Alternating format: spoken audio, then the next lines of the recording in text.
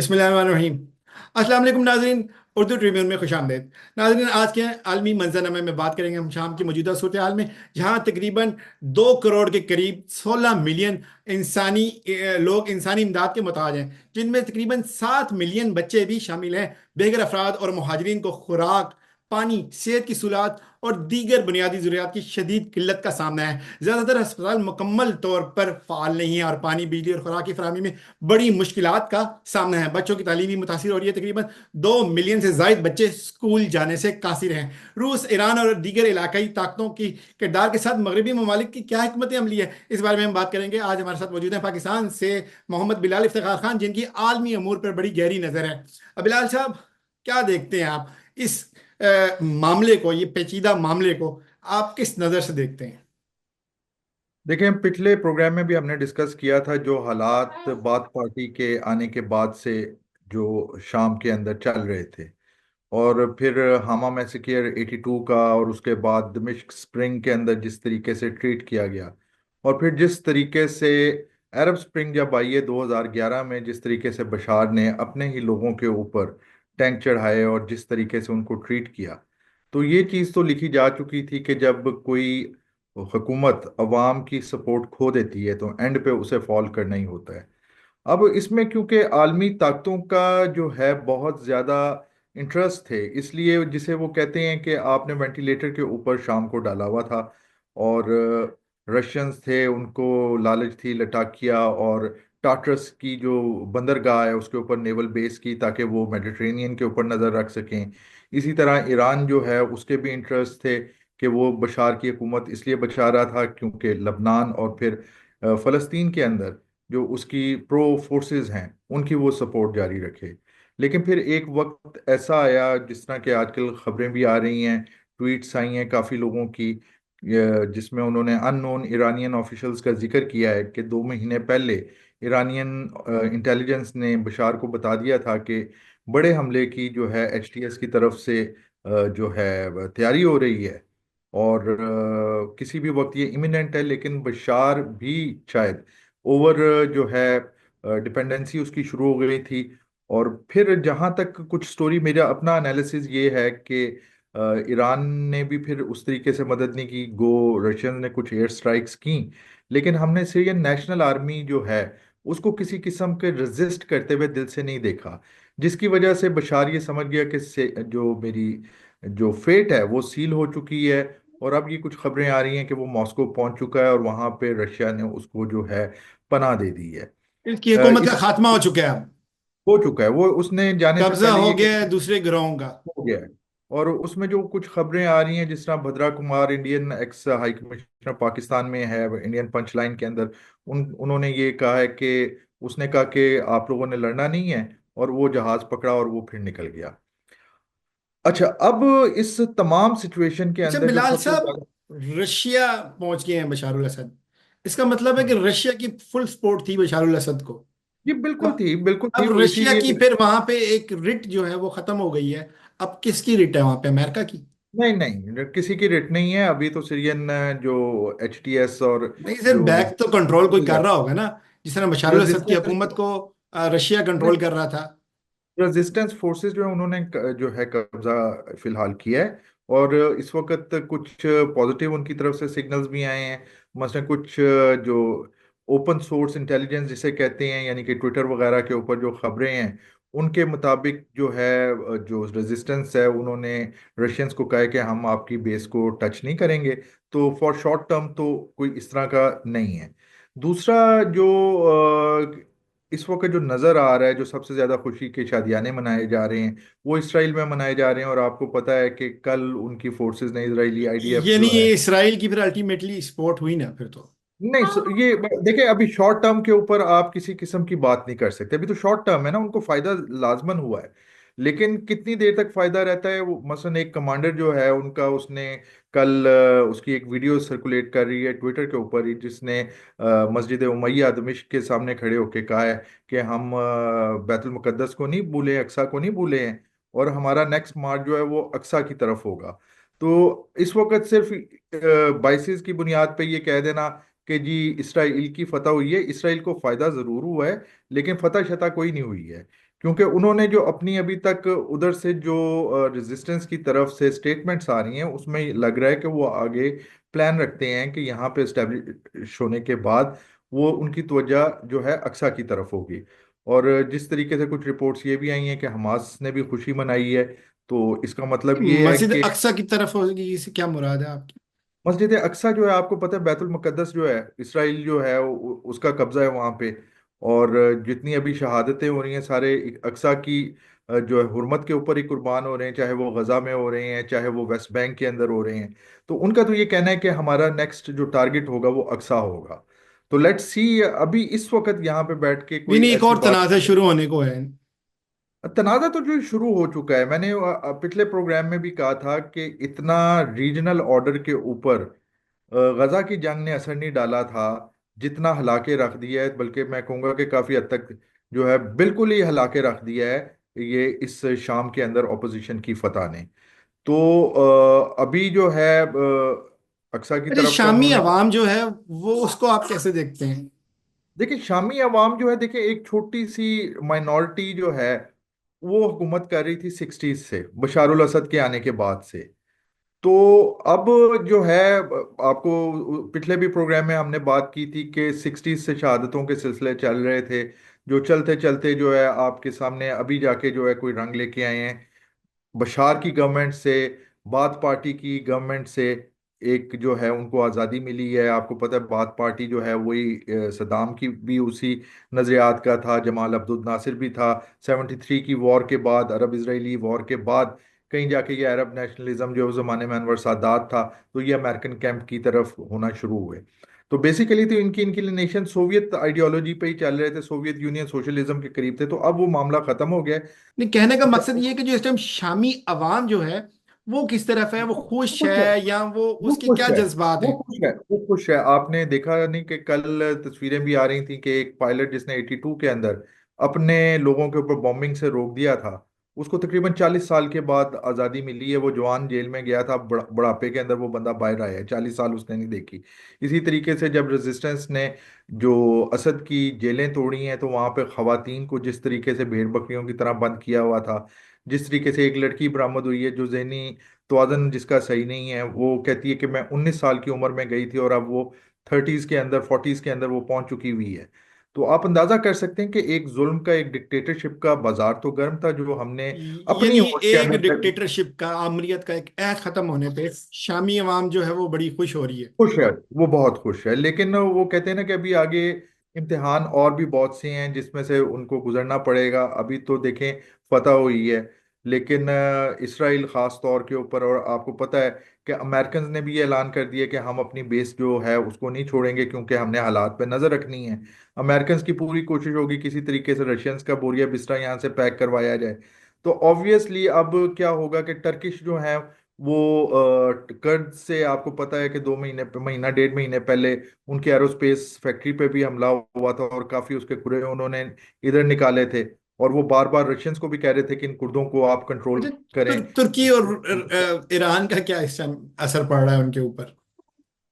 देखिए दोनों के अपने अपने मफादात हैं, कहीं पे वो टकराते हैं कहीं पे नहीं टकराते हैं, लेकिन उन दोनों को ये पता है कि अगर हम साथ मिलके रहेंगे तो वो ज्यादा बेहतर रहेगा। दो डिफरेंट आइडियोलॉजीज हैं। आयरॉनिकली हम मुसलमानों के अंदर जो इस वक्त जो खराबी मुझे लगती है वो ये है कि हम दीन से ज्यादा जो है ना उसकी इंटरप्रिटेशन, या जिसे फिरका वारियत के ऊपर यकीन ज्यादा रखते हैं। तो हमें हालांकि दीन के ऊपर चलना चाहिए। जो ला इलाहा इल्लल्लाह मोहम्मद रसूलुल्लाह कहता है वो मुसलमान है, और हमें उससे मुसलमान की तरह ही ट्रीट करना चाहिए। लेकिन वो डॉक्ट्राइनल डिफरेंसेस ने हमारे दरमियान बहुत खलीजें जो हैं वो पैदा की हुई हैं। तो ईरान जो है वो जाहिर बात है उसके लिए अब मसला तो पैदा हो गया है कि उसकी जो एक राब्ता था वो कट गया है, जो सीरिया, क्योंकि अब हाथ से निकल गया है। लेकिन कुछ जो खबरें आई हैं वो ये आई हैं कि रशियंस ने और ईरानियंस ने कुछ अरसे पहले, अब ये फिर मैं कह रहा हूँ कि ये ट्विटर वगैरह से मैं आपको बता रहा हूँ कि पहले इन्होंने उनके साथ राब्ते बढ़ा दिए थे, क्योंकि ये सामने नजर आना शुरू हो गया था कि बशार ज्यादा सरवाइव नहीं करेगा और वो भाग जाएगा। खासतौर पर रशियंस के बारे में आ रहा है कि देवर इन कांटेक्ट। और दूसरी बात हमने एक ये भी देखी कि हमने ये सुना था कि ईरानियन जो हैं, प्रो ईरानियन मलिशियाज जो हैं वो इराक से एंटर हो रही हैं, लेकिन किसी किस्म की रेजिस्टेंस नहीं की, इस वजह से कि ईरान को भी ये रियलाइज हो गया था कि जो बशारुल असद है, एक तो उसकी पॉपुलैरिटी नहीं है, और दूसरा उसके बिहाफ पे जाना जो है वो काउंटर प्रोडक्टिव होगा। तो उस पे कुछ लोगों का ये एक्सक्यूज मी, कुछ लोगों का ये भी कहना है कि इन अंडर हैंड जो है राब्ते के अंदर है, ईरान कोशिश कर रहा है कि जिस तरह तालिबान के साथ उसने राब्ते किए, आपको पता है कि जब अमेरिका यहाँ पे था, उसी तरीके से वो एक वर्किंग रिलेशनशिप नई जो रिजीम आ रही है या उभर रही है उसके साथ भी बनाए, ताकि उसके मफादात का भी तहफ़्फ़ुज़ हो सके। दूसरी तरफ अगर हम देखें कि कुछ एप्रीहेंशंस जो हैं हमें बाकी जो अरब ममालिक हैं, ख़ासतौर पे जीसीसी जो है उधर भी नज़र आ रही हैं, क्योंकि खौफ ये है कि एचटीएस पहले जब ये तहरीरुल शाम थी, तो अलकायदा के साथ इसका जो है ना वो किया जाता था, समझा जाता था कि इसके अलकायदा के साथ लिंक है। तो अलकायदा, आपको पता है कि अगर आप यूसुफ ब्रोडिंस्की की पढ़ें, उसामा बिन लादेन जो है, तो आपको एक चीज़ ये नज़र आती है कि सऊदीज जो है वो कोई सऊदी जो इस वक्त हुक्मरान फैमिली है वो पसंद नहीं करती अलकायदा को, और इसी वजह से उसामा बिन लादेन को भगाया, वहां से भागना पड़ा, और फिर वो सूडान गया, और फिर आपको पता है सूडान से अफगानिस्तान आया, फिर 9/11 हो गए। तो एक चीज़ तो है कि वो जो उनके जो आपके रेडिकल उलमा हैं और रेडिकल लोग हैं, वो इस चीज़ को पसंद नहीं करते कि अमेरिका के साथ किसी किस्म का बेस हो, या अमेरिकन के साथ ना कोई ज़्यादा गहरे ताल्लुकात हों।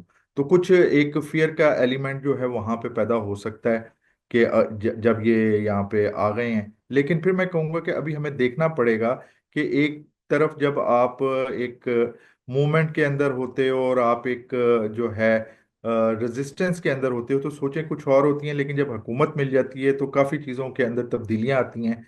तो हमें ये देखना पड़ेगा कि ये अच्छा, एचटीसी। ये जो शाम का तनाज़ा है, इसका खिते के ऊपर माशी क्या असरात पड़ेंगे? देखिए, माशी असरात तो जाहिर बात है, कॉन्फ्लिक्ट जोन होगा तो मीशत तो आपकी खराब होगी। लेकिन मीशत तो आपको पता है 2011 से ही खराब चल रही थी, जब बशार ने जो है अपने ही लोगों के खिलाफ मिलिट्री ऑपरेशन का आगाज किया।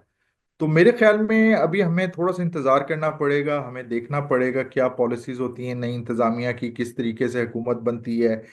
हमें एप्रीहेंशंस तो इंटरनेशनल स्कॉलर्स आपको के सामने पेश कर रहे हैं कि कुछ कहते हैं कि जी सीरिया शायद डिवाइड हो जाए, क्योंकि एक तो आपके सामने है कि 15 किलोमीटर के लगभग जो है इसराइली अंदर आ गए हैं, और उन्होंने उनकी कैबिनेट ने भी ये अप्रूव कर दिया। वो कहते हैं कि ये बफर जोन होगा हमारे और सीरिया के दरमियान, जिसे इसराइल कंट्रोल करेगा।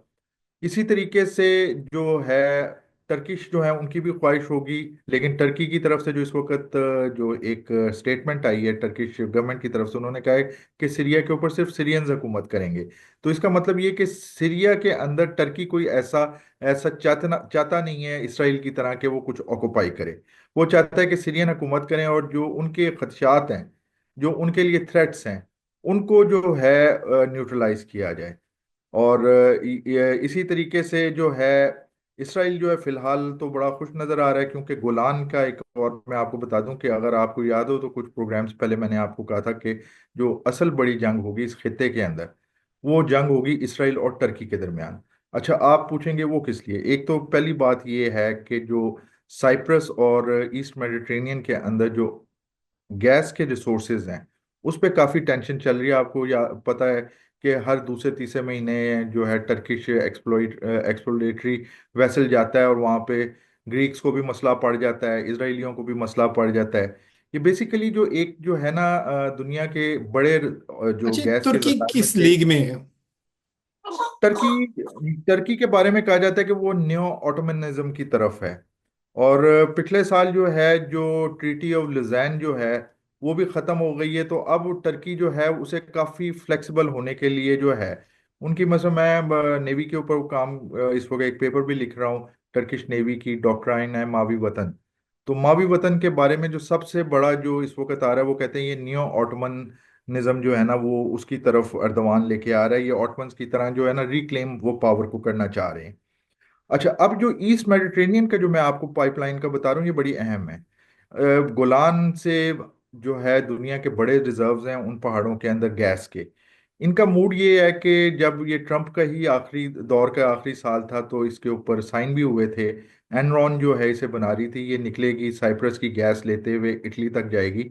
इसका मकसद ये था कि जो रशियन गैस के ऊपर जो डिपेंडेंसी है उसको हटा जा सके। अच्छा, फिर 2019-20 के अंदर ही टर्की ने भी मुआहदे किए थे, लिबिया के साथ किया था। उस वक्त आपको पता है हफ्तर एक साइड पे था और दूसरी पार्टी एक तरफ थी।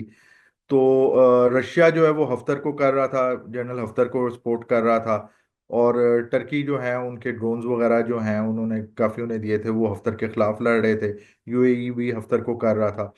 तो इसके बदले में ग्रीस ने फिर जो है ना वो कहते हैं मुआहदा करने की कोशिश की थी इसके साथ, इजिप्ट के साथ, मैरीन टाइम जो है ना बाउंड्रीज का। अभी जो मसला सबसे बड़ा उठने वाला है ना, वो आपका ईस्ट मेडिटेरेनियन का है, क्योंकि टर्की जो है वो 1 इंच भी अपना जो मौकफ है और जिसमें वो बरहक यानी कि हक भी रखता है कि जो टर्किश साइप्रस है उसके अंदर जो अगर टर्किश साइप्रस की हुकूमत ने उसे इजाज़त दी हुई है तो टर्की वहाँ पे एक्सप्लोर करेगा। जबकि ग्रीस हो गया, इसराइल हो गया, और इसी तरीके से कुछ और बाज़ ममालिक जो साइप्रस की गवर्नमेंट हो गई वो इसके बहुत खिलाफ हैं। तो ये लग रहा ये है कि मेरी अपनी असेसमेंट ये है कि जो बड़ा मार्का शुरू होगा, जो बड़ी जंग का यहाँ पे खतरा है, तो वो शायद ईस्ट मेडिटेरेनियन पाइपलाइन के मामले के ऊपर हो। अच्छा बिलाल साहब, इस सारी सिचुएशन में जो सऊदी अरब है उसका क्या लाहेमल आपको लगता है? लेकिन सऊदी अरब जो है ना, बेसिकली जब से प्रिंस मोहम्मद बिन सलमान ने इक़्तिदार संभाला है, आगे आए हैं, तो बहुत ही ज़बरदस्त तरीके से दुनिया के मामलात को समझते हुए पॉलिसी साजी हो रही है। कई मामलात के ऊपर आप उनसे एग्री करेंगे, कई मामलात पे आपको हक है कि आप एग्री ना करें। लेकिन हम देख रहे हैं कि सिंस 2015, जब पहले वो डिफेंस मिनिस्टर बने और उसके बाद फिर वो क्राउन प्रिंस बने, तो हम ये देख रहे हैं कि उनकी तमाम कोशिशें जो है ना सऊदी अरब को एज अ रियासत जो है ना मजबूत करने के ऊपर लगी हुई हैं। फिर मैं कहूँगा कि उनकी टैक्टिक्स जो है उनसे आप एग्री भी कर सकते हैं और डिसएग्री भी कर सकते हैं। लेकिन उन्होंने जिस तरीके से जो एक डिपेंडेंसी अमेरिकन के ऊपर थी, और फिर हमने देखा जिस तरीके से अमेरिका ने एक्सप्लॉइट भी किया हिस्टोरिकली सऊदी अरब के ऑयल को। और उसके बाद हमने देखा जब मोहम्मद बिन सलमान आते हैं और ख़ास तौर पे जब बाइडन का दौर शुरू होता है और जिस तरीके से वो बुली करने की कोशिश करता है सऊदी अरब को, ख़ास तौर पर प्रिंस को, एमबीएस को। और उसके बाद जिस तरीके से मोहम्मद बिन सलमान चाइना की तरफ बढ़ते हैं, आपको याद होगा 2022 के अंदर बाइडन भी आया था भागा भागा, क्योंकि यूक्रेन वॉर शुरू हो चुकी थी। और बाइडन जो है वो चाह रहा था कि ऑयल की कीमतें क्योंकि बढ़ रही हैं तो सऊदी अरब अपना ऑयल प्रोडक्शन ज़्यादा बढ़ाए। लेकिन मोहम्मद बिन सलमान ने सिर्फ एक कोनियों के टकराव के अलावा किसी किस्म का वो उस तरीके से नहीं किया जिस तरह तारीखी तौर पे एक वेलकम दिया जाता था। जबकि जब चाइनीज प्रेसिडेंट शी जिनपिंग आए हैं तो उनको रेड कारपेट दिया गया और उनको वीवीआईपी तरीके से लेके आया गया, और पहली दफ़ा हमने देखा कि अमेरिकन की कई रिक्वेस्ट को सऊदी अरब ने मानने से इनकार कर दिया। और इस वक्त खुद अमेरिका के लिए जो इस वक्त सबसे बड़ा चैलेंज जो कि ट्रंप ने भी कहा है, वो बना हुआ है कि पेट्रोल जो है, जो ऑयल है, उसको अब चाइन जो सऊदी अरब है वो तैयार है और उसका मुआहदा हो चुका है कि यूएन के अंदर चाइना को बेचे। और ऐसा ऐसा जो वो पेट्रो डॉलर का कॉन्सेप्ट है उसे दूर करके पेट्रो यूएन अब भी का भी एक कॉन्सेप्ट सामने आ गया है। तो जिसकी वजह से सऊदी अरब से की वजह से काफ़ी मुश्किलात में अमेरिका इस वक्त पड़ा हुआ है। तो सऊदी अरब का किरदार जो है उसके बाद हमने ये भी देखा कि चाइना के साथ मिलके ये मेरे ख्याल में से मोहम्मद बिन सलमान ही थे जो ये कर सकते थे, जो ईरान के साथ रिप्रोचमेंट हुई और फिर एक बड़ा करीबी तौर पे इन्होंने एक दूसरे के साथ चीज़ों को कोऑर्डिनेट करना शुरू किया। तो मैं ये समझता हूँ कि सऊदी अरब इस वक्त सिर्फ अपने साथ खड़ा हुआ है। अब वो चाहता है कि सऊदी अरब जो है, एमबीएस चाहते हैं कि सऊदी अरब जो है एक मजबूत इस्लामी ममलिकत के तौर पे सामने आए और उसकी से हो इलाके के अंदर, खिते के अंदर उसे पावर माना जाए। जी बिल्कुल, बहुत शुक्रिया बिलाल साहब। अब देखना यह है कि नाजरीन, क्या शाम में जारी बहरान का कोई पायदार हल मुमकिन हो सकता है? क्या आने वाले दिनों में इसराइल और तुर्की की जो एक कोई तनाज़ा जो है वो शिद्दत इख्तियार कर सकता है? सऊदी अरब और अमेरिका और बाकी आलमी ताकतों का क्या लाएमल होगा? इसके साथ ही आज के आलमी मंजरनामे से मोहम्मद जुनैर को इजाज़त दीजिए। अल्लाह हाफिज़।